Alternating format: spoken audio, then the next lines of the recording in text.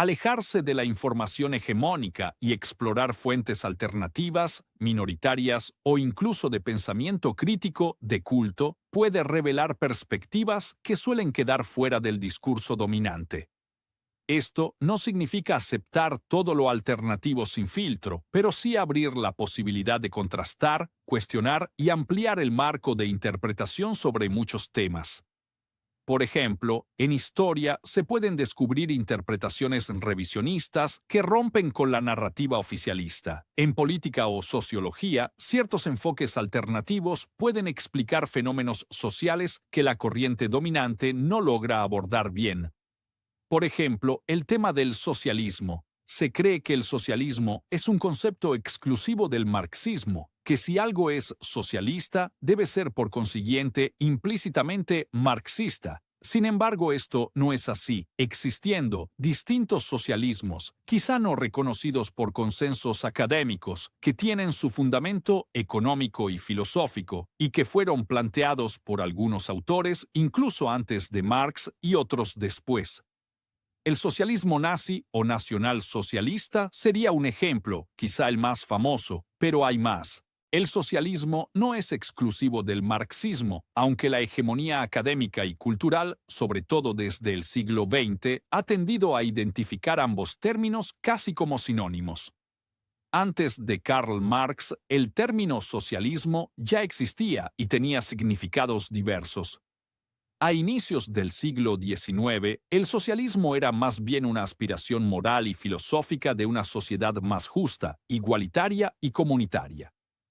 Algunos autores clave, Henri de Saint-Simon, quien propuso una sociedad industrial dirigida por científicos y técnicos en beneficio del bien común. No era marxista, pero fue considerado uno de los primeros socialistas utópicos. Otro autor era Charles Fourier, quien defendió comunidades cooperativas llamadas falansterios. Era crítico del individualismo y del capitalismo, pero sin las herramientas teóricas marxistas. Uno más conocido era Pierre-Joseph Proudhon, quien proclamó que la propiedad es un robo y abogó por una forma de socialismo anarquista o mutualista. Curiosamente fue contemporáneo y crítico de Marx, aunque también influyó en él. Otros autores socialistas que precedieron a Marx fueron Tommaso Campanella, cuya obra La ciudad del sol de 1602 propone una sociedad teocrática y comunal donde no existe la propiedad privada. Todo es compartido y gobernado por una élite sabia bajo una estricta organización. Otro autor, Étienne Gabriel Morelly, en su obra Código de la Naturaleza de 1755, propone la abolición total de la propiedad privada. Defiende un sistema donde el Estado garantiza trabajo, educación y necesidades básicas para todos. Recordando a Charles Fourier con su obra El nuevo mundo industrial y societario de 1829, propone comunidades llamadas falanges que vivirían en armonía cooperando y distribuyendo equitativamente el trabajo y la riqueza. Otro autor fue Henri de Saint-Simon, en cuya obra El nuevo cristianismo del año 1825 defendía una reorganización de la sociedad basada en la cooperación entre clases. Propone que los científicos, industriales y trabajadores dirijan la sociedad. Otro más fue Robert Owen, autor de la obra Una nueva visión de la sociedad del año 1813, un empresario británico que propuso comunidades cooperativas y defendía los derechos de los trabajadores. Intentó llevar a la práctica sus ideas en New Lanark, Escocia, y New Harmony, Estados Unidos.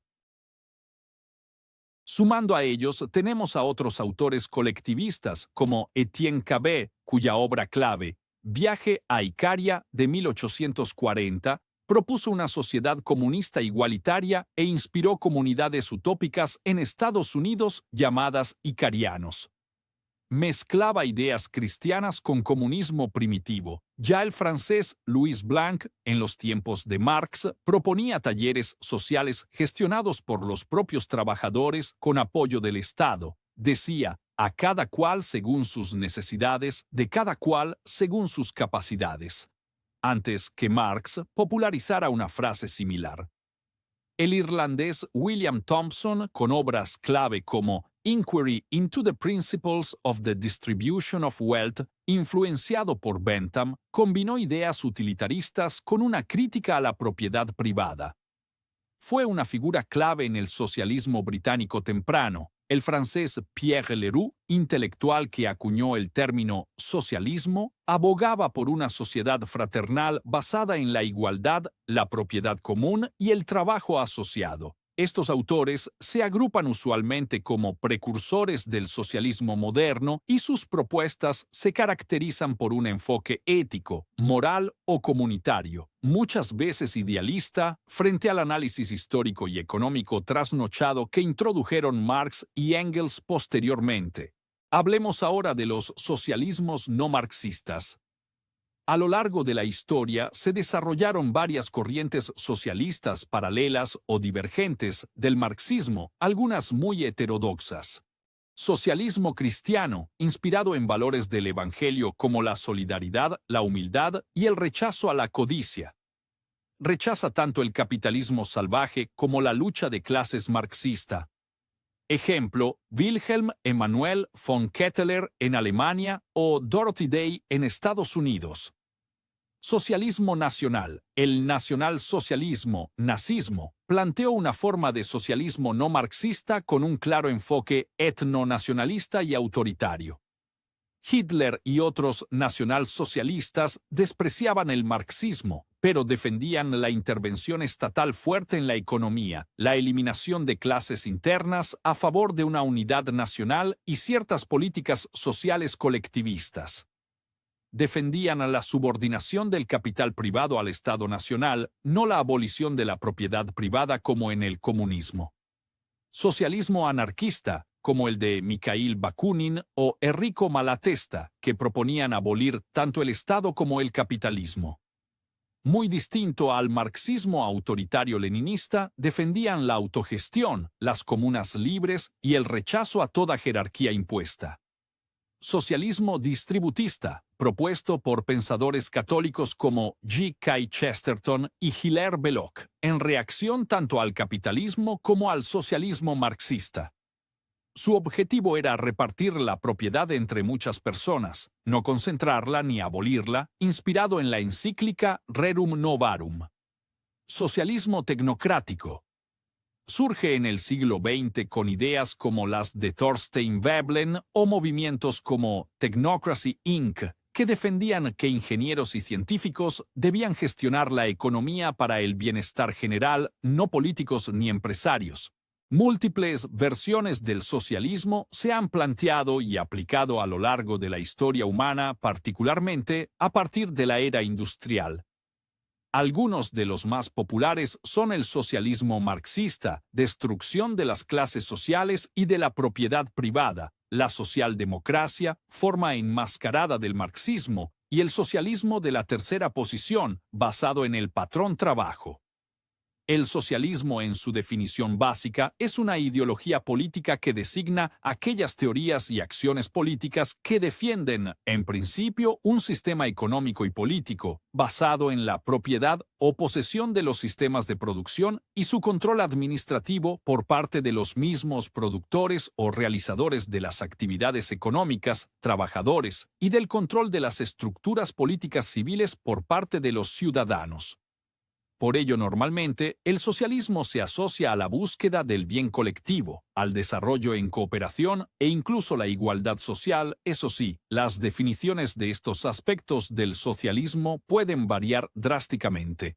En este momento ahondaré en un socialismo particular que ha sido objeto de intensa desinformación, esto debido a intereses ideológicos hegemónicos que intentan colocarlo absurdamente en el polo opuesto del espectro político al marxismo. Este comportamiento es debido a que ambos socialismos compitieron a muerte para colocarse como el verdadero socialismo que debía ser aplicado, el socialismo auténtico según cada bando.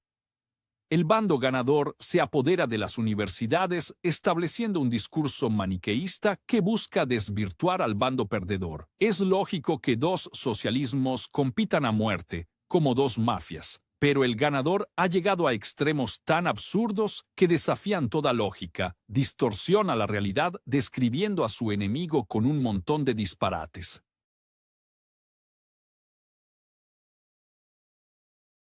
El socialismo nacional fue puesto en práctica de manera más sólida y planificada durante el Tercer Reich de 1933 a 1945 en Alemania. Debido a esta iniciativa de los fundadores y partidarios del NSDAP, Partido Nacional Socialista Obrero Alemán, podemos comprender y conocer a fondo de qué va este particular socialismo basado en el llamado patrón-trabajo. La economía nacionalsocialista no siguió doctrina alguna, su único objeto era aumentar la productividad al servicio de la sociedad, pues cualquier sistema económico que fuese adoptado, independientemente de su origen o de sus dogmas teóricos, era valorado de acuerdo a sus resultados en la práctica. De modo que, si bien puede decirse que la economía nacionalsocialista era una economía ecléctica que tomaba de cada idea lo más provechoso para la sociedad, la esencia de la economía del Tercer Reich se resume en 3 puntos básicos: abolición del interés del dinero, sustitución del patrón oro por el patrón trabajo, también llamado patrón riqueza. El bien de la comunidad debe estar antes que el bien personal. El economista alemán Gottfried Feder, padre de la economía nacionalsocialista, en su obra Manifiesto para el quebrantamiento de la servidumbre del interés del dinero, dedicó un estudio específico al interés del dinero y por qué éste constituye un gran mal para un país. La tesis del préstamo a interés, afirma Feder, es el invento diabólico del supracapitalismo. Cito: solo ella posibilita la indolente vida de zángano de una minoría de poderosos del dinero, a costa de los pueblos creadores y de su capacidad de trabajo. Es ella quien ha llevado a la sociedad a vivir contrastes abismales. El quebrantamiento de la servidumbre del interés del dinero significa la restauración de la libre personalidad, la salvación del hombre de la esclavización. El capital prestamista es tan infinitamente superior frente a todo gran capital industrial, dedicado a producción, que las grandes potencias del dinero solo pueden ser enfrentadas eficientemente mediante el quebrantamiento de la servidumbre del interés del capital prestamista. Sustitución del patrón oro por el patrón trabajo. En el capitalismo financiero plutocrático, el capital produce la riqueza, pero en la economía del Tercer Reich es el trabajo el medio que la produce. La economía nacional socialista se desliga completamente del sistema monetario basado en el interés, la deuda, el dinero fiat y el patrón oro. Solo se emite moneda para pagar un trabajo realizado. La moneda está respaldada por el trabajo y la riqueza real de la nación, y no, como en el actual sistema económico, por cuestiones intangibles, ni por recursos materiales que no existen en la práctica. La masa monetaria de un país debe ser exactamente igual a la riqueza real y tangible de dicho país y no que haya más dinero o menos dinero que bienes y servicios disponibles. Si el Estado desea crear crédito, dinero, antes debe crear riqueza.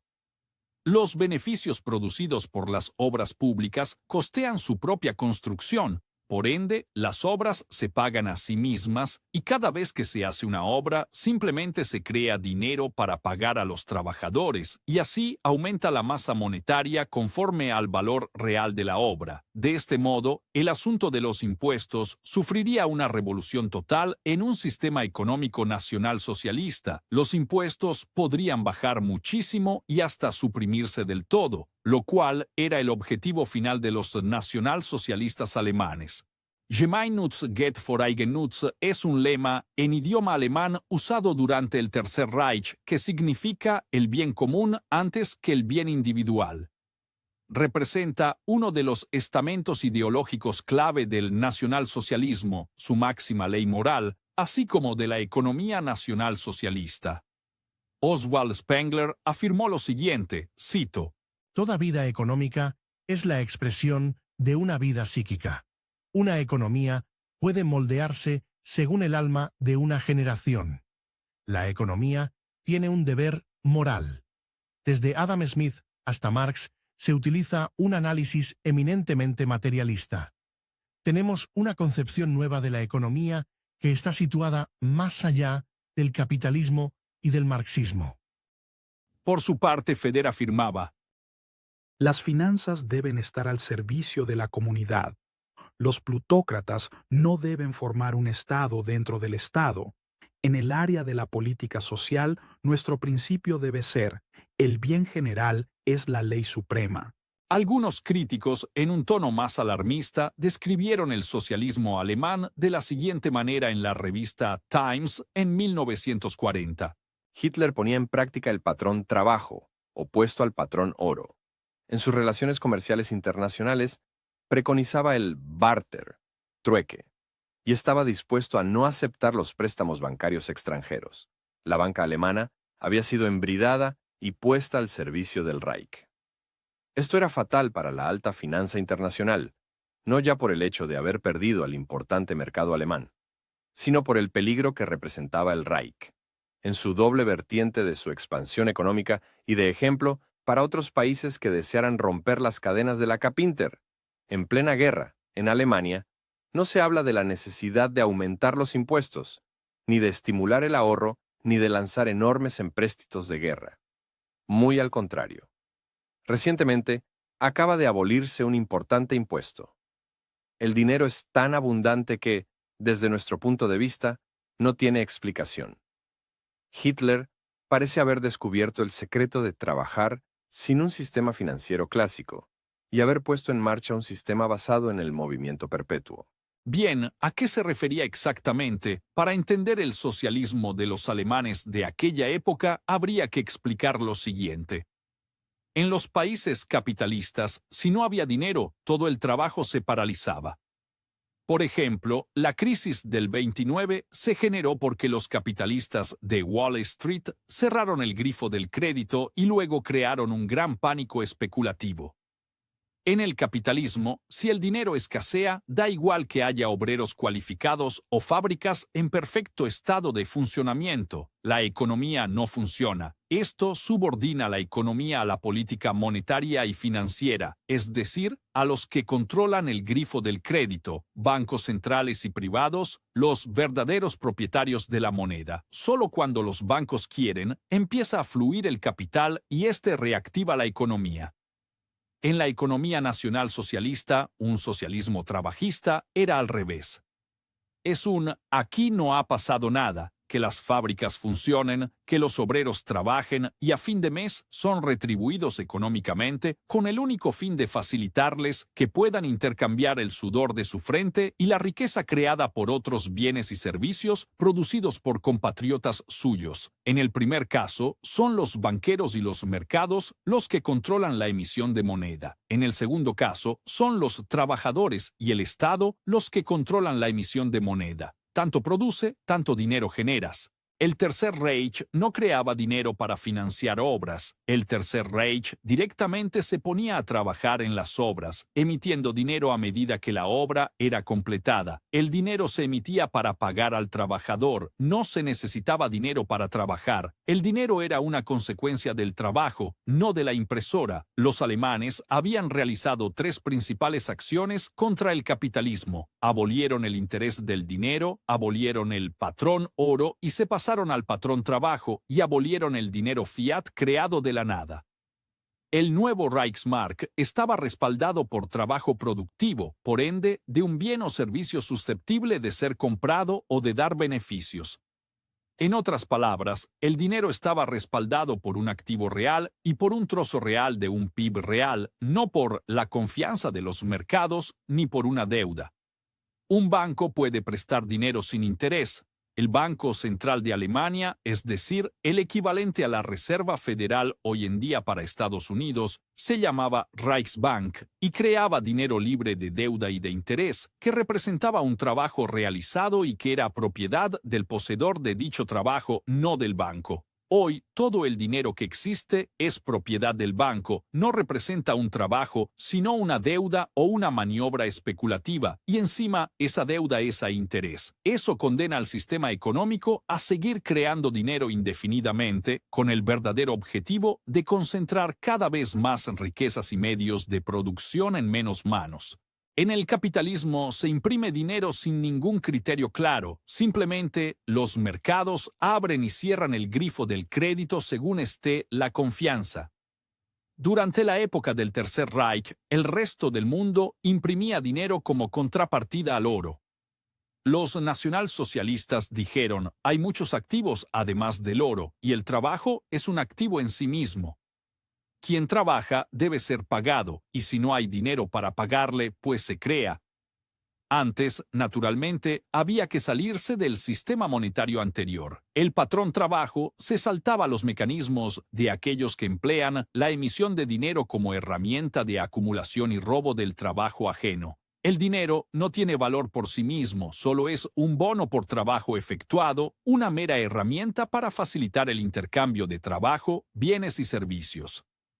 Nadie puede ponerse a crear dinero al gusto si ese dinero no representa operaciones comerciales susceptibles de ser realizadas o una riqueza real creada. Este sistema no es novedad. Benjamin Franklin había explicado exactamente lo mismo con respecto a las Colonial Scriptures, es decir, que simplemente había que crear dinero para regular el flujo de bienes y servicios reales y existentes. Y este dinero naturalmente debía estar libre de interés y de deuda, ya que estaba respaldado por bienes y servicios, y por tanto, por el sudor de quien había creado dichos bienes y servicios. El oro no es necesario, se puede respaldar una moneda con infinidad de activos además del oro. Alemania no pedía prestado el dinero, lo creaba ella misma a partir de trabajo productivo realizado. Si el Estado crea dinero para pagar a un trabajador que produce algo, no tiene por qué ese aumento de la masa monetaria repercutir en un aumento de la inflación, ya que también se han aumentado, en la misma medida, los bienes disponibles por lo producido por éste. Mientras el dinero esté respaldado por un activo tangible, no hay inflación. Decían los marxistas que los factores productivos eran tierra, recursos, materias primas, terrenos, ladrillos, palas, etc. Trabajo, trabajadores de la cualificación necesaria, obras que necesitan hacerse, y capital, dinero. Según esta filosofía, da igual que haya tierra y trabajo, es decir, trabajadores, medios de producción, etc., que si no hay dinero, los trabajadores se quedan en paro y las obras se quedan sin hacerse, o los productos sin distribuir, etc. Esto, según los alemanes de entonces, es un obstáculo que condiciona el funcionamiento de la economía a la disponibilidad de dinero, que a su vez depende de los únicos que, hoy en día, están capacitados para crear dinero, los bancos usureros. Si el banco usurero se niega a soltar dinero o decide mandarlo a China, la economía del país se hunde. Y sin embargo, hay trabajadores de sobra, 5 millones de parados, y trabajos que necesitan hacerse. Por eso se le llama capitalismo, porque sin capital la economía no funciona. Desde el punto de vista del socialismo nacional, los marxistas aceptan de facto las premisas del capitalismo, según la cual la economía solo florece si es regada con capital, y que el trabajo es una mera consecuencia de ese capital divino que cae cual maná de la nada. La otra opción es la contraria, se pone a todo el mundo a trabajar en cosas necesarias, en trabajo productivo del bueno. Si no hay fábricas porque se han ido a Marruecos o a China, se construyen nuevas fábricas. Se pone a la gente a barrer la calle, a demoler edificios vacíos, etc., y luego, simplemente, se les paga. En este sistema, el protagonista desencadenante y catalizador del ciclo económico no es el dinero o quienes controlan su emisión, sino los trabajadores, de cuyo trabajo depende la inyección de capital. Ahora, el capital sería una mera consecuencia del trabajo. Si no se trabaja ni se hace nada productivo, no hay dinero. En el Tercer Reich se hacían obras públicas, se pagaban con certificados de trabajo de la tesorería emitidos por el Reichsbank, que acreditaban que tú habías trabajado por valor de tanto, y luego el trabajador de turno se lo gastaba por ahí, reactivando todo el ciclo económico. Los nacionalsocialistas no jugaban cuando decían Arbeit macht frei o el trabajo libera, porque el trabajo, por tanto el hombre, no el dinero, por tanto el usurero, se convirtió en el eje de la vida económica. Para contrastar esto con el socialismo marxista, la Unión Soviética cambió radicalmente el sistema económico, pero el sistema financiero seguía siendo el mismo. El trabajo dependía del dinero. Por el contrario, el Tercer Reich hizo al revés. El sistema económico no sufrió modificaciones muy radicales, pero el sistema financiero fue subvertido de pies a cabeza. Solo el trabajo era susceptible de crear riqueza, por ende dinero, ya que el dinero tiene que representar una riqueza real. Obviamente, para que el sistema del patrón-trabajo sirva, se tiene que abandonar la moneda anterior, ya que en caso contrario sí que habría una inflación al acumularse las nuevas emisiones de dinero sobre las antiguas. Así pues, el socialismo alemán del Tercer Reich sería un ejemplo de socialismo aplicado no marxista, un socialismo propio con mecanismos únicos de desarrollo económico y social. Quizá fue el ejemplo histórico más palpable, pero también el más eclipsado o desvirtuado por la hegemonía académica marxista y reduccionista. En los círculos académicos, donde se supone que el análisis crítico y la profundidad son primordiales, no son inmunes al maniqueísmo o al reduccionismo. Los consensos en estos casos pueden surgir por múltiples razones, pero no siempre representan una verdad objetiva o un análisis exhaustivo. Más bien, a veces reflejan limitaciones humanas, sociales o políticas dentro de la academia misma. ¿Por qué incluso los académicos caen en simplificaciones y consensos? Por presión de conformidad, los académicos suelen operar dentro de un marco de pensamiento dominante, el paradigma, y enfrentan presión para ajustarse a las ideas prevalentes. Desafiar el consenso puede ser profesionalmente riesgoso, llevándolos a aceptar explicaciones reduccionistas para evitar conflicto o marginación. También por sesgos ideológicos. Los académicos son humanos y, como todos, tienen sesgos personales. Si su ideología o visión del mundo se alinea con una narrativa simplificada, es más probable que la apoyen o la refuercen, incluso si no es completamente precisa. En algunos casos, los consensos académicos están moldeados por presiones políticas o culturales. Por ejemplo, narrativas que encajan bien con agendas dominantes pueden ser promovidas, mientras que perspectivas más complejas o polémicas son desalentadas. La hegemonía marxista en círculos académicos de izquierda, sobre todo en el siglo XX, por influencia soviética y de partidos comunistas, ha hecho que muchos de estos otros socialismos sean ignorados, minimizados o ridiculizados. También hay un interés político en simplificar el concepto, para identificar rápidamente al enemigo ideológico, tanto desde la izquierda como desde la derecha. El socialismo es un universo plural de ideas que no puede ni debe reducirse al marxismo. Hay socialismos comunitarios, religiosos, nacionalistas, anarquistas, tecnocráticos, distributistas, etc. Algunos de ellos comparten el deseo de corregir las injusticias del capitalismo, pero lo hacen desde lógicas completamente distintas. Gracias por ver el contenido y no olvides darle like. Hasta pronto.